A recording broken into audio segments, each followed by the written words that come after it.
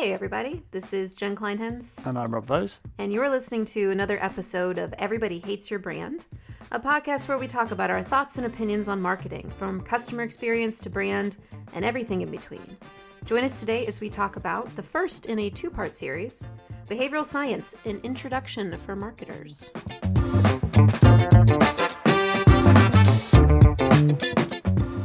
So yes, as Jen said, today is the Infinity War to next week's Endgame, if you get the Avengers reference.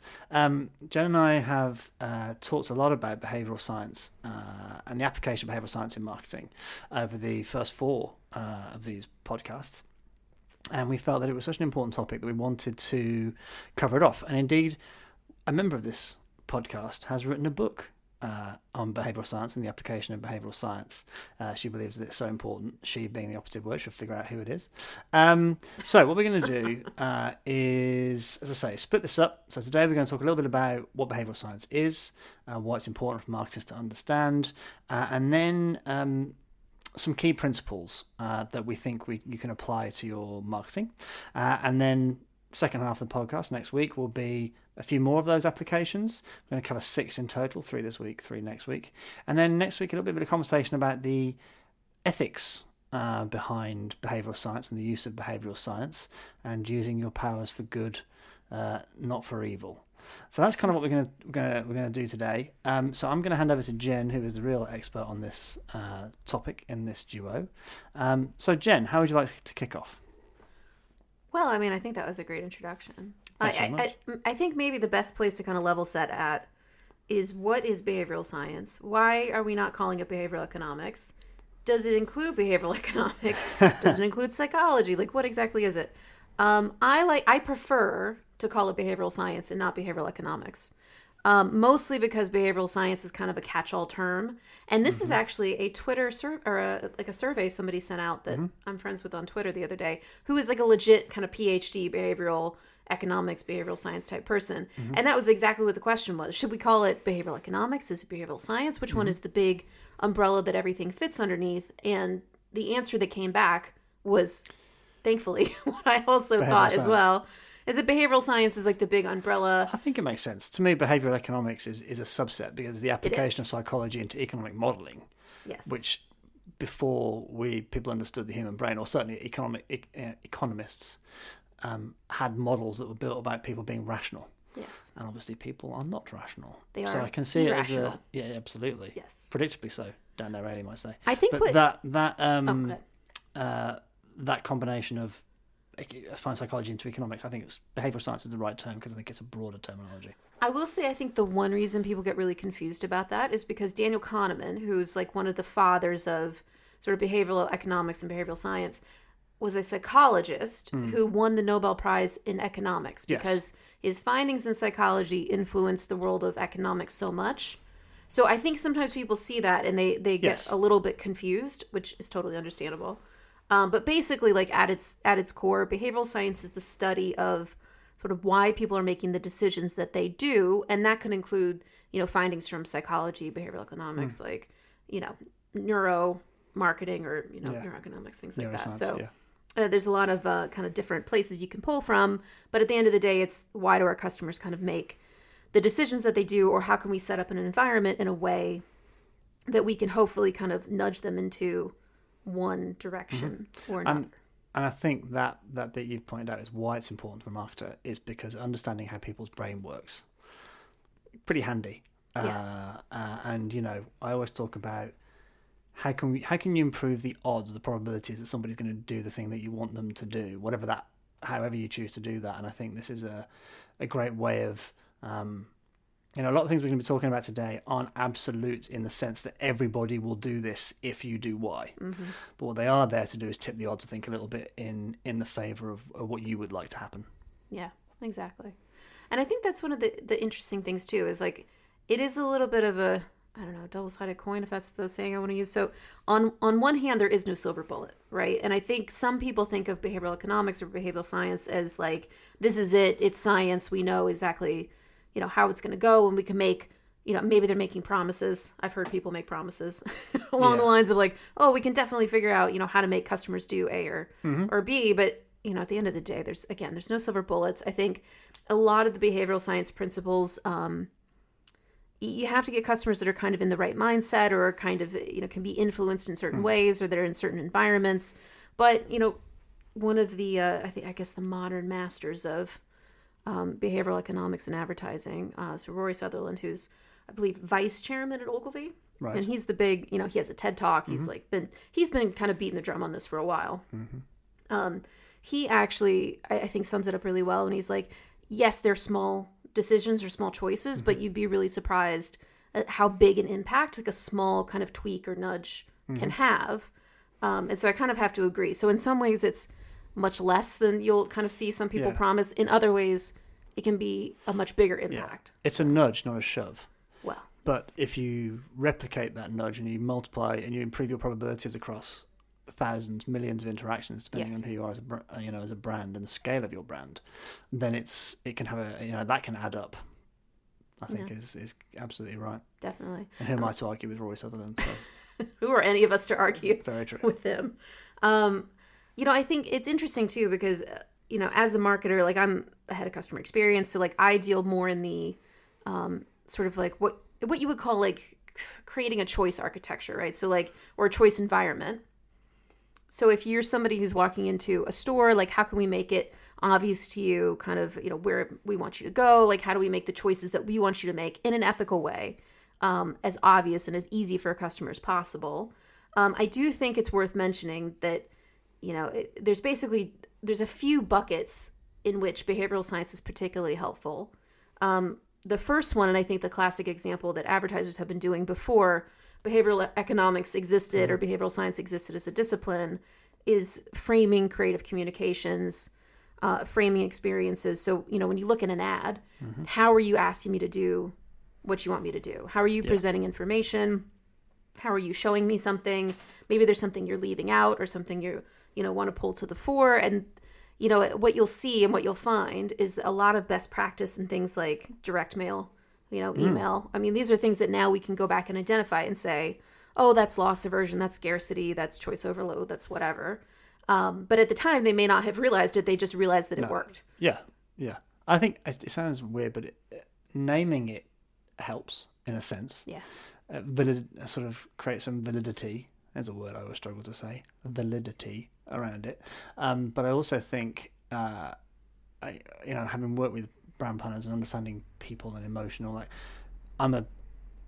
this will wind my PhD sister up, but I err towards science, I'm not a scientist, even though I have a Bachelor of Science, but I think having it scientifically done and having a scientific basis for a lot of the decisions that we make, made it more real to someone like me, who kind of needs proof and is a bit of a skeptic. So I think having those names for things I find really valuable. Yeah, no, totally. And I think just the other thing to think about as well. So you've got framing creative communications. I think the other side of that is what I was alluding to earlier with customer experience and behavioral science is sort of designing that choice environment or that choice architecture. So it's how we're presenting a choice to someone. An example might be, if for instance, like you have a default to Diet Coke.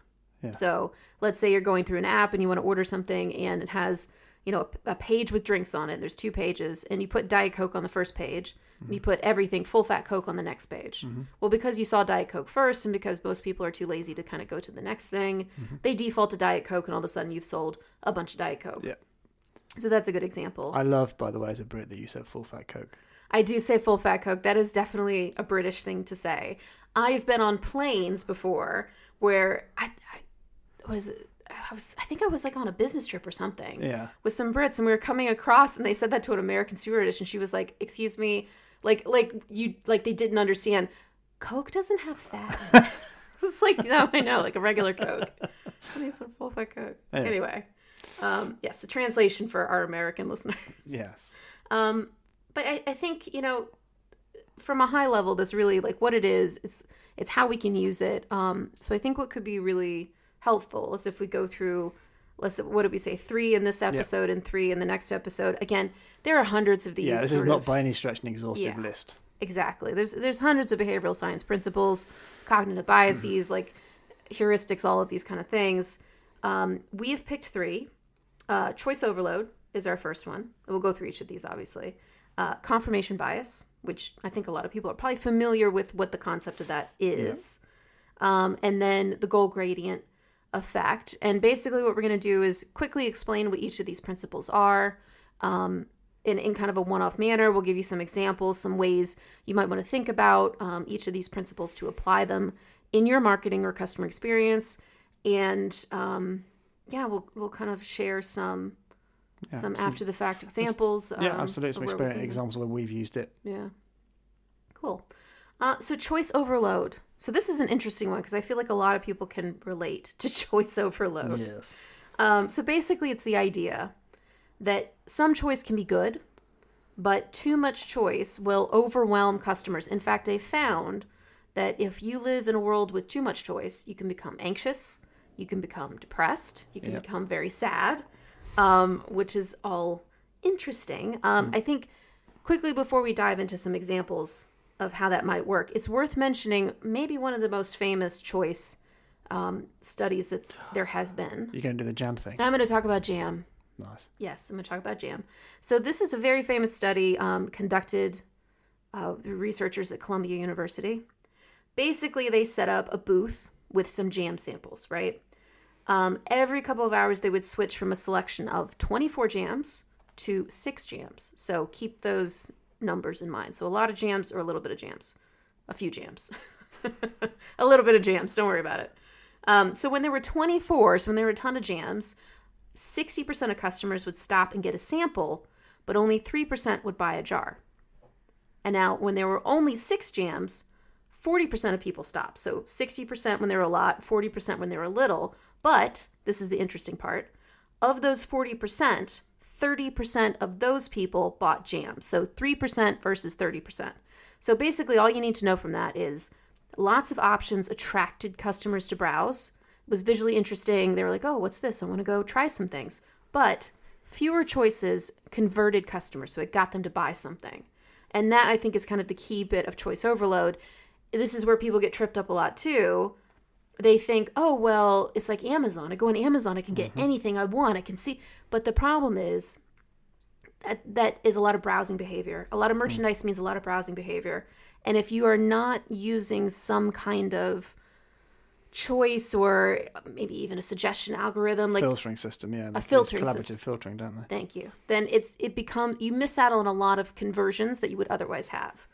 And I think there's a few good examples. I mean, Rob, feel free to jump in if you've got some. Yeah, I mean, it's funny when we talk about choice. I spent 8.5 years working at Vodafone and working on in-store stuff for kind of choice architecture and what tariff. So there was always kind of 3 questions. Was what handset do you want?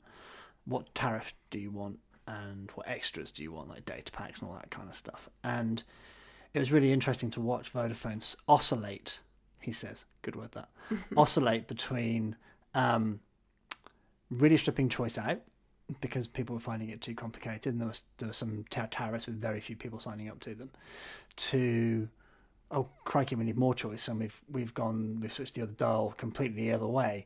You know, eventually, kind of Vodafone found a relatively decent middle ground, but for a long time it would just vacillate. I don't know what one of those. Oscillate. It would oscillate between those two extremes, and I say eventually found a kind of a slightly easier or slightly, let's say, that middle ground that you were talking about. Yeah, I'm interested to see what happens with Apple, because I think famously for many years, Apple basically had 3 options for things, right? So it was like small, medium, large. And now Apple has kind of gone in the opposite direction, and there's so much choice. I mean, I've never been an Apple. We're recording this on a MacBook, and I have an iPad. Apple hit me up with sponsorship. Oh gosh, just kidding. But I've always had an Android phone. But looking at the iPhone range now confuses the shit out of me. Like, I don't know, like, what number were we even on? And there used to be an SE version, I'm not sure it's called that anymore, and then a Pro version, and this and that. I can't help thinking that, yeah, you're right, Apple are swinging too far. Don't they describe it, the choice as like a U-shaped graph? Like, when there's not enough choice, people aren't interested, and when there's too much choice, we get these panic attacks, paralysis by analysis. There is a sweet spot. And then there is that, yeah. And in fact, interestingly, so Procter and Gamble is a good example. So when they had Head and Shoulders, so Procter and Gamble has obviously many brands. Specifically with Head and Shoulders, they found that when they reduced product variance, and then they have replicated this sense across different brands according to this research, they saw a 10% uptick in sales only because they reduced choice. So now, hypothetically, I guess you have someone standing in front of an aisle. There's 15 kinds of Head and Shoulders. Yeah. Now there's 3. So whereas I would have spent all of this time at the aisle kind of going like, is it this one? Is it that one? Yeah. I don't know. I'll just get the same old one I always get. Now you can say, okay, well, it's these 3. Well, that's easy. Too much, too little, just right, and grab something. I think especially in the context of the amount of choice there are just in shampoo in general, I think having limited options, I think helps. You made the point about easy. The idea that, as human beings, we don't like to think too much. We don't like to use what's called our System 2 brain, the brain that we use for logical, rational thought. It's tiring. It physically tires us out. And I think that's true here. You see that many choices, it's like, Jesus, that's just too, I can't, it's too much. It's too much hassle. So that's where the stress and the anxiety, and as you've already talked about, and then that cognitive strain is so high that it can be, I say, too much for a lot of people. I think I have one last example I want to pull out here in choice overload. And that is, and listen, I know that the majority, we know from our statistics, thank you very much, everyone who's downloaded the podcast. We know that most people are in the UK, Australia, but we do have, we have a large proportion of my people, the American peoples. So I'm going to pull out an American example. So Trader Joe's, who I don't believe we have in the UK. If we do, we're going to find it. Okay, we don't have it. No, I don't believe we do. So Trader Joe's is basically, it's like Aldi, but for delicious, organic food. And in fact, at one point, I think it was one of the brothers from the Aldi organization started Trader Joe's or bought Trader Joe's. Oh, okay. So it was in kind of the same organization, but it's a similar thing. So it's a cult status, small footprint grocery store. I think compared to something like a Whole Foods or a Walmart, it's basically a tiny footprint, right? And they have in any given Trader Joe's about 10% of the amount of SKUs in an average American grocery store, which I don't know if this is shocking. I actually thought it would be more, but an average American grocery store has about 35,000 SKUs. American grocery stores is terrifying. They're great. Every time we go back to the States, it's overwhelming because I'm not used to it now. There cannot be that many types of milk. Anyway. There's a million of everything. So 35,000 versus about 3,000 at a typical Trader Joe's. But interestingly, despite the fact that there's fewer, and they have fewer products, they actually, per square foot, make twice the revenue of Whole Foods and 3.3 times the revenue of Walmart. Blimey. So 330%. And this is according to people who have actually studied it. And there's a Freakonomics episode on it as well that I found. Okay. Very interesting. It's down to this principle. They have fewer sizes, fewer variants, fewer products. And it's one of these, you go in to buy pita chips, there's one kind of pita chips. There's not 15 kinds of pita chips plus 3 different sizes of 15 kinds of pita chips. Mm-hmm. So, if we were to kind of sum up then, would we say that the 2 key principles would be limit choices, but not overly limit them? You need to try and figure out how you find that sweet spot, and experiment with that. I would suggest. But secondly, I think the other thing that's we need to talk about is be able to make a choice comparable. So have the right information that's the same across all the choices you're putting in front of the consumer. Yes. So that they can make a clear choice across the same variables for each of those options. Yes. I would say if you're in a digital environment, if you can look at things like dwell time on a product page, as compared to, you can do tests with fewer colors, for instance. Sizes is, you can't reduce the size. That doesn't make any sense. But if you have, for instance, 15 colors of something and you want to try 3 color variants instead, see what that does to your dwell time, see what it does to conversion on the page. A lot of times, too, you'll see people who browse and browse and browse and who, like me, put a lot of things in a digital cart and then never convert, because again, it's one of these things when you have too much choice, you're always kind of looking for the one. Do you know what I mean? You're always like, oh, I like this jumper, but is there a better sweater or jumper out there I haven't seen yet? And then I put the one I kind of like into the cart, and then by the time I figure out there's no better one, it's gone and I haven't bought anything. So this is a good indicator of people like me. Well, I think what you've done there is you've neatly segued into our next area we want to talk about, which is confirmation bias. And obviously explain the idea of post-purchase reassurance about the product that you bought, I guess. But Jen, would you like to explain what it is? Yes. So confirmation bias, I think a lot of people hear about in sort of a negative context, in that, like, you know, if you have your mind made up about something, politics springs to mind. Yep. And you basically will Google for, I need more information. And then you'll stop at the first one that confirms what you already believe and go, I was right all along. Yes. Because the human brain is basically designed to search out information that confirms what we already believe. And this tendency to sort of, interpret data, even if you see the data and it seems to go one way, if it goes against what you think, you will reinterpret that data. You will or just pick holes in it. Like, I mean, I'll go back to the phrase me and the team used to use at DDB, which was, my personal anecdote overrides your data. Yes. Somebody who just has had a different experience or just doesn't believe or to whom the information you're presenting has an negative impact on their job or their area or wherever it might be, we'll disparage. Yes, Harper Lee has a great quote. The author, Harper Lee, who wrote To Kill a Mockingbird, famously. She says, people generally see what they look for and hear what they listen for. And I think that's a good summarization of confirmation bias. Now, I think it's an interesting one because you can actually use confirmation bias to your benefit in some ways. So if you look across your customer journey, I think Rob just alluded to it, right? The best time to apply something like confirmation bias is after someone has made a decision or a purchase. And that's basically because... We're gonna go deep down the rabbit hole here. That's because confirmation bias can be used to create positive memories of an experience. And how do we know that? Because there is another principle that we will talk more about tomorrow, but it is called the peak end rule. And basically a rule says that people do not judge an experience by the average of every single moment. They judge it by 2 points. The peak, so the most emotional point, that might be the worst point as well. But again, we'll talk more about this in our next episode.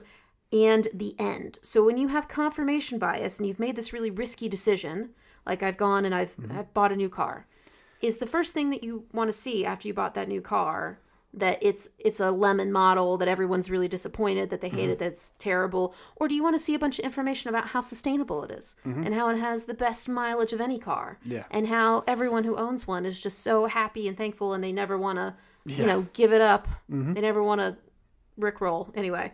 So no, you don't.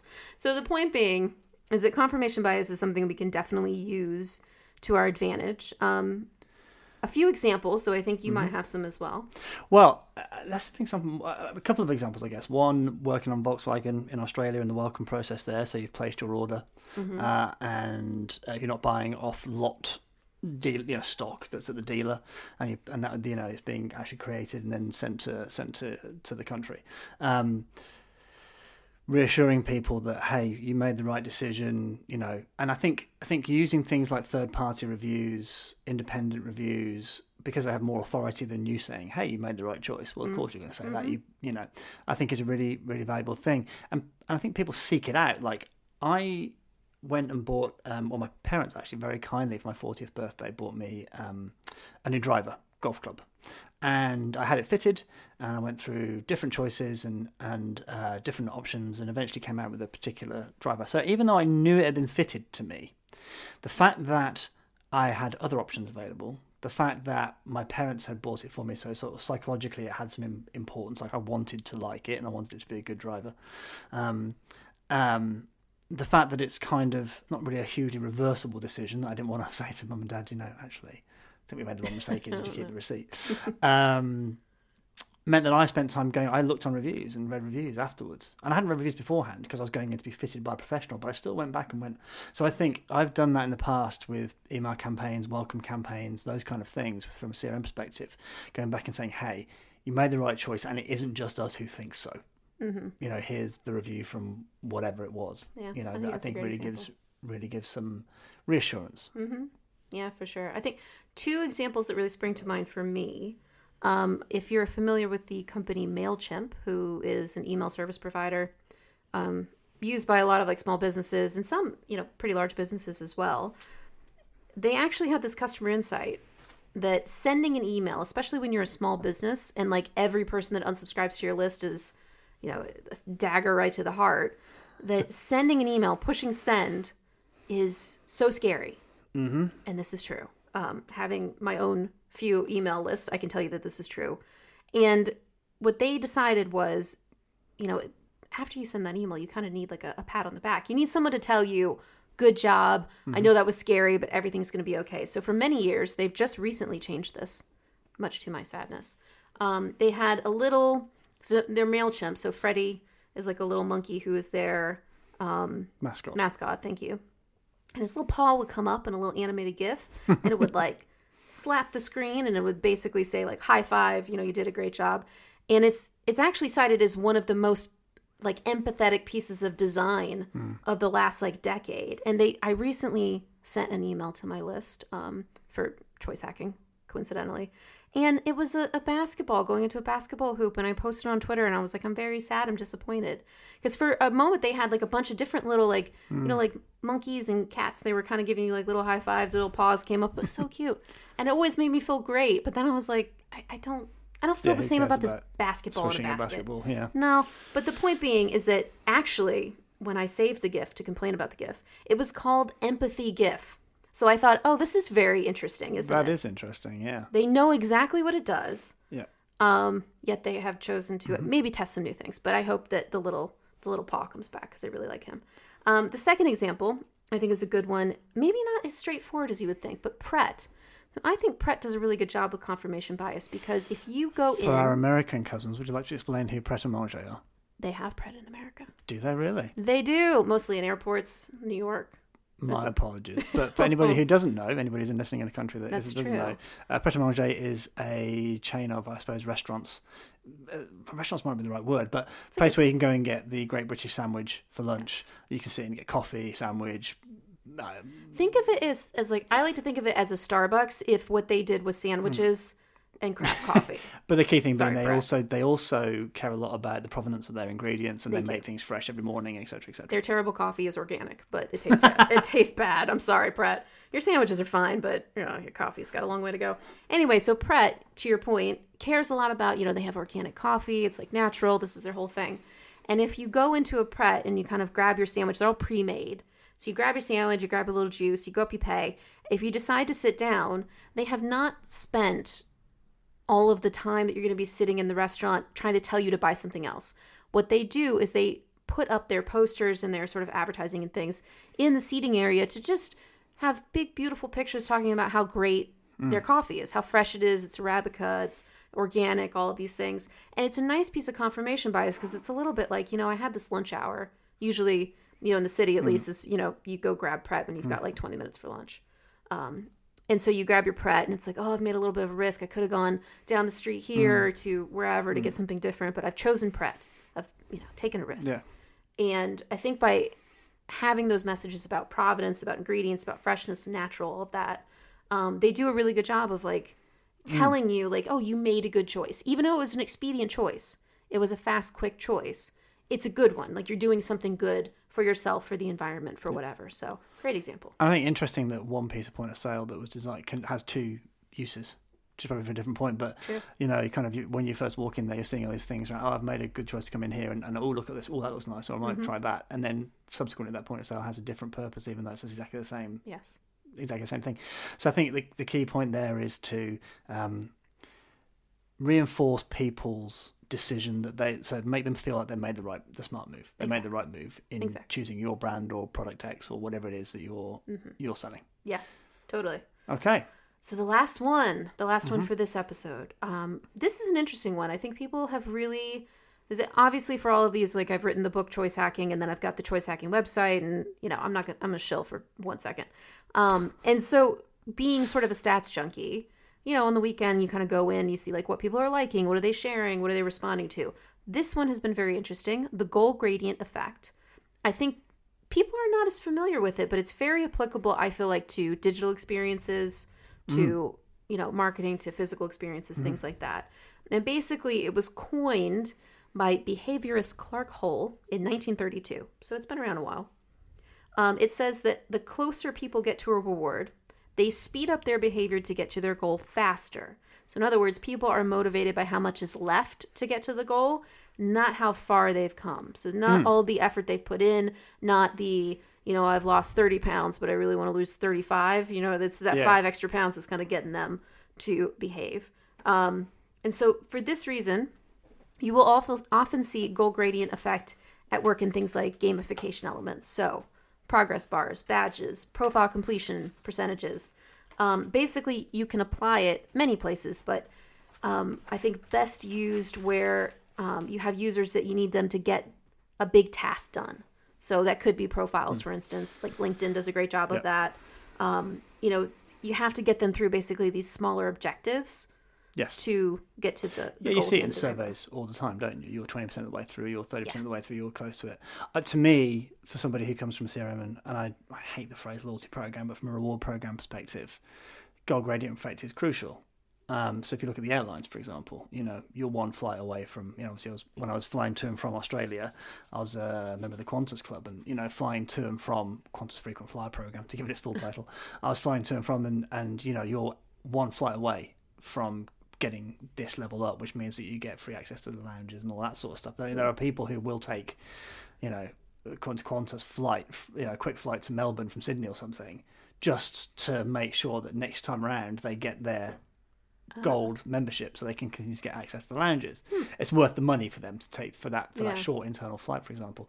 And as somebody who's launched and run a few reward programs, at Game, specifically in Game, for those who again, not in the UK, it's a video game retailer, not unlike GameStop if you're in the US, or Electronics Boutique if you're in Australia, those kind of places. And it was interesting back in the day. The reward program was the old architecture was built on paper vouchers. So you got to £2.50 and you would get the actual physical paper voucher, and that architecture lasted for a long time. So even though we had redemption at tills, and you didn't need a voucher, it was still, you could only redeem in £2.50 chunks, and they got rid of that. And in some ways that's great because you can use random amounts, which is great.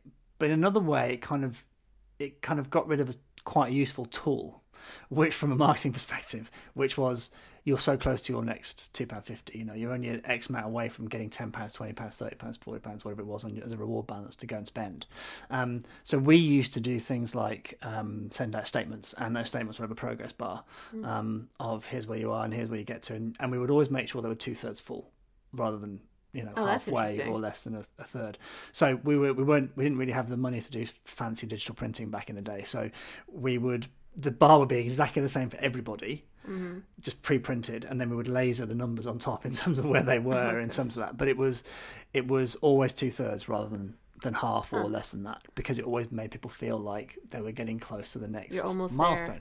And the interesting question, I think, economically, is whether you choose to let gravity do the work, let the goal gradient effect do the work, or do you try and accelerate somebody to that next tier or to that next thing? Which I think is an interesting question. Economically, how does that work? And it will vary for each person. It's probably worth testing But I think from a loyalty perspective, you think about coffee stamps.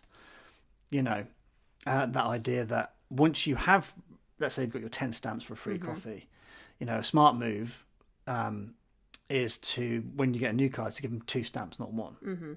I always think they're being nice to me. Oh, the coffee guy's flirting with me. But no, apparently not. There's the scientific research. Absolutely. So you're starting to also, why do you want the coffee man to flirt with you? Don't worry about it. That's for a separate conversation. Anyway, the idea that the first 2 stamps, you're making somebody closer, you're giving them additional progress, I think is really valuable. So to your point then, that idea of, when you're doing a survey, if you're asking someone to fill in a profile, again, using the Volkswagen example, there was 4 steps in the process of you've ordered it, your car's being built, your car's on a boat, your car's arrived in the country, and showing where that person was gives them some certainty about in a long process, which is quite handy, but also shows how progress loyalty programs.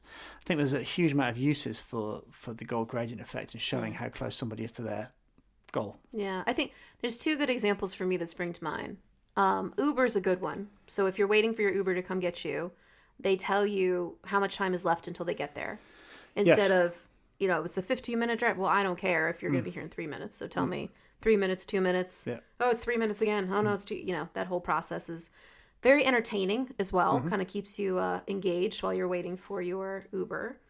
The second one, I think, I mentioned it earlier, but LinkedIn, I think, does a really good job with this because they don't just do like the progress bar. Hey, you've got 20 more percent and you've got a complete profile. They actually tie it to data. So they'll say, when people have a 60% completed profile, they are 70 times more likely to get a job they apply for on LinkedIn. Like tying it, I think, to the data from sort of the universe of the crowd, I think is really smart because it's not only saying you have 10% left to go, it's giving you a reason why you need to kind of complete all of that. So I think it's a really good example. Classic. Okay. Well, I would say that's 3 done. So in Avengers theme, Thor has thrown Stormbreaker into Thanos' chest and Thanos has clicked his fingers. Okay. So that is... Disney, please don't come get us. You can tell who the comic book geek is.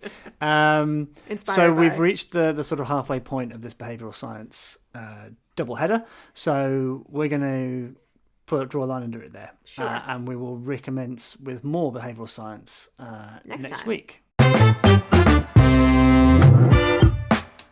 So that's it for this episode of Everybody Hates Your Brand. We hope you enjoyed it. You can find show notes, resources, and more episodes on our website, everybodyhatesyourbrand.com. But before we go, let's leave on a positive note, as always, and let's share what we're loving right now. Well, it's an interesting one, this one. You mentioned in the last podcast about popcorn and the whole Epic Games Apple thing, which has taken some more turns recently. But the thing that I found really interesting as somebody who's been involved in the video game industry was what Ogilvy and Burger King did. So they went on to Twitch. Now, Twitch, if you don't know it, is a streaming website where you can watch people play video games, essentially, and interact with them and talk to them, and give them communities to build out and donate to them and subscribe to them and all those kind of things. And they decided, unprompted, that they would set up a bot that would donate no more than $5 because of obviously the value of things that Burger King sell. And when you make a donation, a lot of these streamers have a tool that sort of reads out what the text the person has written and turns it into speech. And so a lot of them were like, hey, I'm donating $5, which incidentally is the price of a Big Mac and fries and da-da-da-da. I know. Now, didn't ask the streamer's permission. Didn't go through. Now you can advertise on Twitch normally. You can run adverts and go through kind of the more sort of route. And then Ogilvy then tweeted about that they'd done this thing. A lot of the streamers were not happy. They were not pleased about the process. So there's a guy called Ben Castle, or Co-Carnage as he's known. He said, "This is exceptionally low class, taking advantage of a system meant to support those streamers, utilising it for big name companies that could easily afford to do it properly, and then bragging about it. Predatory marketing, cool." Now I think it's interesting. I thought it was a clever idea for sure. It's an interesting way to take advantage of a channel that isn't necessarily seen as a marketing channel. Yes, but I think the key point is taking advantage. Yes. I think when imagine that person was a vegan. Or that person was a vegan streamer, and they were very proud about that. And all of a sudden, you're talking about selling burgers, and I think there was something something intrusive, a little bit about it from my perspective. I thought it was taking the piss a bit, and I think there's a conversation that needed to be had there about permission rather than just doing it. Yeah. Felt a bit off to me, but it's been interesting. It's lots of articles about it, and I posted on LinkedIn about it and have had some contrary opinions, and people say, well, they weren't going to turn down the $5 and they want the money, and I'm like, yeah, I know, but it's still taking advantage of somebody's brand and what they've built. And anyway, it was an interesting. I'll link in the show notes. I'll link to a couple of stories about it, so people can kind of have a read and make up their own minds. I think for me, it's a little bit of they being streamers build trust with their community, and they build trust with their subs. And I think if it were me and I were streaming, and suddenly an unprompted Burger King commercial was reading out through my I'd be livid. my stream, I would feel taken advantage of. I mean, and who knows if you can't. I think if you were gonna be a streamer that's partnering with the brand, like you need to go in with your eyes open. It's not just you have to dodge them left and right. Like, oh, they're trying to talk to my subs without going through me. If you go through the formal route of ads and pop-up ads and stuff, I think totally most of the audience will be fine with that. Yeah. Because it's an ad, they're expecting it. Whereas that is intrusive. People use donations as a way of communicating, as a way of showing support, as a way of doing all those things. So it also feels like a bit of this is the wrong word, but it's kind of an intimate thing in a sense. You know what I mean? You're trying to have this conversation with this person. Yeah. But anyway, it was an interesting topic, and I'll put some links to an article about it. Jen, what did you have? Yeah. Well, I'll be honest, mine was pretty simple this week. So I was recently made aware of the meme, everything is cake. And as Rob can attest, I've been watching some Twitter deep things. Marketing material. Listen, hey, it's a meme. It is culture. But basically being horrified, I'm like, it's lettuce. No, it's cake. It's onions. No, it's cake. Yeah, so this is what Rob I did said walk into the office and heard various. Oh my God, it's a mango. No, it's cake. No, oh my God, it's pancakes. No, it's cake. Actually, the pancakes were actually pancakes. They fooled me. So anyway, the double bluff. But Adidas has taken advantage of this meme and made nice rescue. Yes, they have made some shoes that are actually cake. So they cut through the shoes and it's cake. And I believe it's a limited partnership. You can get these ganache covered Adidas shoes that are actually cake. But it was delightful to me because I'm really into the everything is cake meme at the moment. I don't know the history of it. I don't know where it came from. I hope it's not problematic. I hope it's just cake that looks like other stuff. But you never know with the internet, so I'm just gonna put that out there. It's not. I haven't highly researched this niche, but it's delightful, and I really enjoyed it. And I think it was a nice sort of authentic way to kind of get injected in that cultural moment without feeling like it was maybe like the first one we talked about, intrusive or sort of appropriating it or whatever. But yeah, so that's what I was enjoying this week.